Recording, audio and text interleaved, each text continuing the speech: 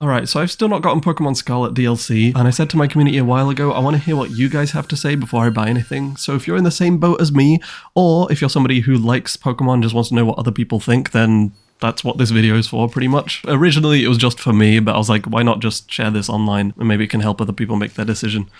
So what we have is a bunch of reviews from people in the community, a mixture of like detailed to like short reviews on what people think of the game, spoiled and non-spoiled. So the way this video is going to work is we're going to start off with the spoiler-free stuff and just talk about that first. All the work here is pretty much not done by me. All I've done is edit this together. All the work, all the credit goes to all the people in the community. So I mean, if you want to join them, the Discord link will be in the description. Okay, let's get started. Okay, we're going to get started with our non-spoiler stuff first. So, Shadie says, overall I liked it. I enjoyed Indigo Disc more than Teal Mask, but that's something I'll explain in the spoiler review. Is it your money's worth? Well, let's see what we have then. Shadie, I hope all of your future reviews are like worded like this. This is so cute. This is so fun. I love this. Okay, bullet point 1. The returning Pokemon are all very nice. They added animations to some Pokemon and it made you very happy. That's good to hear. But like, I don't know, for me, Pokemon, like returning Pokemon isn't much of a selling point because I don't know, I feel like I shouldn't have to pay to see Pokemon that are, like Pokemon in the wild that I like coming back. You know what I mean? I don't like the idea of having to pay money for that. Second bullet point says, the Synchro Machine is very fun to play with and goof around with friends. Indigo Disc is meant to be played with friends. This is something I've noticed in the community as well, where a lot of people are playing Indigo Disc and like it helps a lot to play it with friends and all that stuff. Which is really nice, honestly. I feel like the co-op feature of Pokemon Scarlet and Violet is, in my opinion, probably the most fun feature that's been added in the game. Even though it's like half-baked, like everything in the game, to be honest.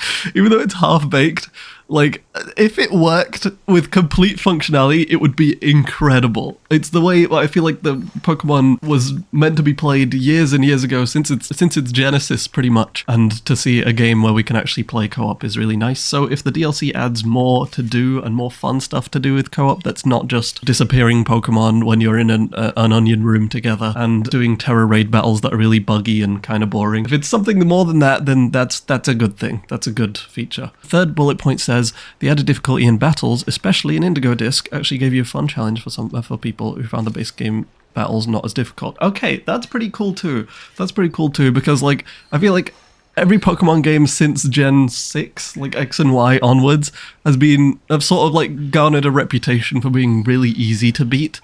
So to hear that they've added some difficult battles, is actually, we'll see if other people said that as well, but to hear that they've added that is actually pretty nice. It's a nice feature to bring into the game. Shadie finishes off the non-spoiler review by saying, I suggest buying the Sword and Shield DLC over this since it actually has a lot more going on.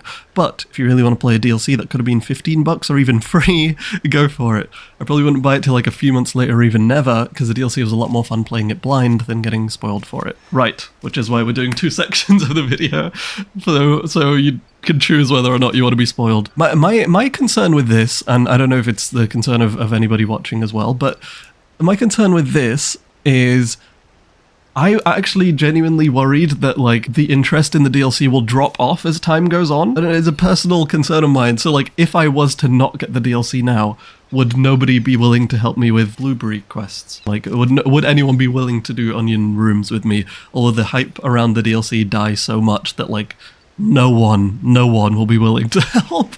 That's a genuine concern for me, because it means, like, 4 times as much grinding for me on my own, which many people have had to do anyway, so, you know, quit complaining. Okay, we're going to look at a different review now, a spoiler-free one. Felicity says, I hate the Indigo Disc and I haven't even played it.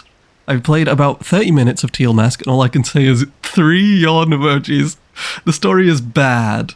I do not care about the characters one bit and the plot is very character-centric. Ogerpon is cool, I like Ogerpon, I think he's cute, but I can simply look at him without paying money by using search engine Google. That's actually so true. That's so true. If it's that boring, then like, why would that be worth any more than why would it be worth paying to see the Pokemon in the game more than just going to Google and having a look at it? Because as somebody who's not played the DLC, I've experienced all of like Ogerpon's different forms just through like doing competitive battling. You can't avoid seeing them. So I've seen all that stuff and the new other Pokemon from the DLC that's in trailers. They also say the Indigo Disc, as far as I can tell, adds nothing but grind and boring gameplay. The most exciting feature is the sync feature, and that gets super old and actually doesn't really add anything. Also, I'm hurt personally by the nonsensical shiny locks. This is huge. This is huge. I don't think this is a spoiler. I think this is fine to talk about in the spoiler-free section. If you're looking, because the trailers for the DLC revealed that the legendary Pokemon are coming back. If you're looking to shiny hunt those Pokemon, or to have like a fun way of like soft reset hunting Pokemon on a Switch game, this DLC is not doing that for you. For some reason, and I'm not sure why, they've shiny locked the legendary Pokemon. I agree with Felicity here. It's nonsensical, and it feels like, for me being a shiny hunter specifically, I don't know if you are, but for me personally, it feels like a slap in the face from Game Freak. It just feels so unnecessary. Like, what did we do wrong? What did we do wrong? People have been like shiny hunting legendary Pokemon since it was possible, like since always. So to not include them feels very rude. Very, very rude of them, to be honest. Okay, let's go over to our next section. Well, actually, also here it says Indigo Disc, as far as I can tell, adds nothing but grind and boring gameplay. So that'll also be interesting to see if anyone else mentions that as well. Also, the sync feature. Which I'll admit, from the trailer, the sync feature did seem very fun. It seemed like it would get boring quickly, but it did seem pretty fun. Okay, let's look at our next one. Argu's non-spoiler review. Alright, I wasn't a big fan of Teal Mask. It was very boring and felt like a task, but Indigo Disc is actually pretty cool. Okay, I really like the map and the Pokemon they chose to put in. Onion Circle is so much fun, and the BBP system is very cool. All in all, I actually really like it, and it kind of brought me back into Pokemon after a long while. The price is still way too overpriced. This should have been for free, and shiny locking the legends really is a bummer. I agree with this.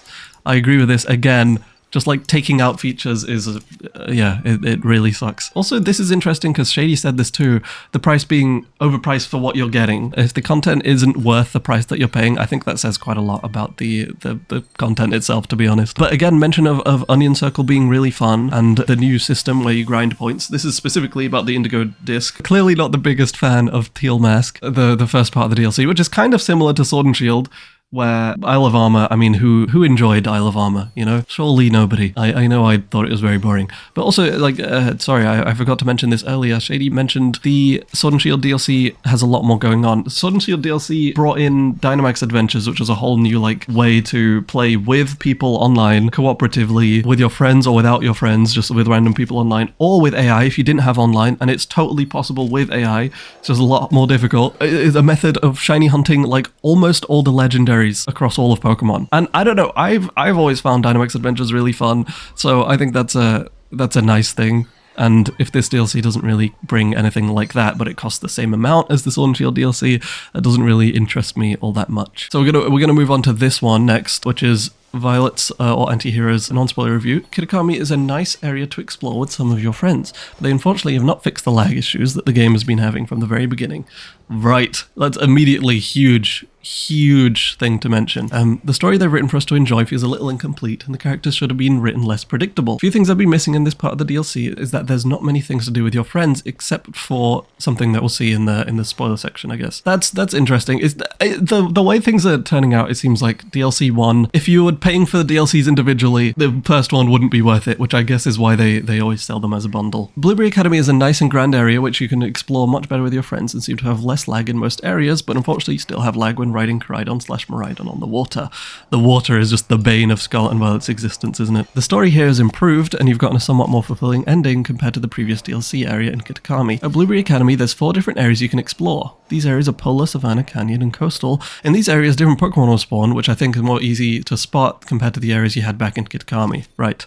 Overall, I do think the second part of the DLC is a little more polished compared to the first part of the DLC, mainly because there's more to do. That makes sense. Again, same with Sword and Shield. If this is their formula, where they just push out the first DLC so that they can make the second one better. The conclusion, the DLC is alright in their opinion, but I don't think it's worth the current $35 price tag it has. Yes, right. Blueberry Academy has some nice onion room improvements, but that's something you can decide on your own watching other reviews or when you decide to buy this DLC yourself. See, this is also a huge thing. There's a lot of focus on the onion rooms. You have to be under the impression that people have Nintendo Switch Online or can also like afford Nintendo Switch Online. It's still costs money and it's still a monthly subscription or annually, whatever. It's still something you have to pay for, basically. So not everyone has Nintendo Switch Online, so this is a whole feature that they just can't access. Of course, you can play with like other people offline if you use local connection, but I feel like that's harder to do than getting Switch Online. All right, let's go to the last non-spoiler review. This is a nice one sentence. It looks like Pokemon makes me want to cry. Everything good is tainted. From Lucy. This is what Lucy has to say. This one sentence makes me feel like I already have made my mind up about not buying it. This is the most tragic sentence I've ever read. Oh my god, I really hope the spoiler review comes in clutch to make that more positive. Oh god. I feel like this should give you a good insight into whether or not the game is worth buying. Right now, the way I feel about it after hearing what everyone has to say is I wish it was free. I wish I didn't have to pay Game Freak money for this. But if I handle this as Ib, the person, not the content creator, me as a person, as a Pokemon fan, I don't think after hearing these spoiler-free reviews, I don't think I would be paying for the DLC. I feel like I'm missing out on certain features like the online aspect, but again, like if I wasn't making content on it, that wouldn't bother me at all. And it feels like if you're playing the Indigo disc on your own, it's just to your detriment and things will just be slower. So yeah, after that, I think I will not be getting the DLC. But again, thank you to all these people and everyone in the community for submitting their reviews. Thank you to specifically Lucy, Violet, Stariana, Argu, Shadie, Felicity. Thank you all for pretty much writing this video for me. And hopefully this has helped somebody else in their decision-making process. If not, at least I got to include you guys in a YouTube video because that's fun. See ya!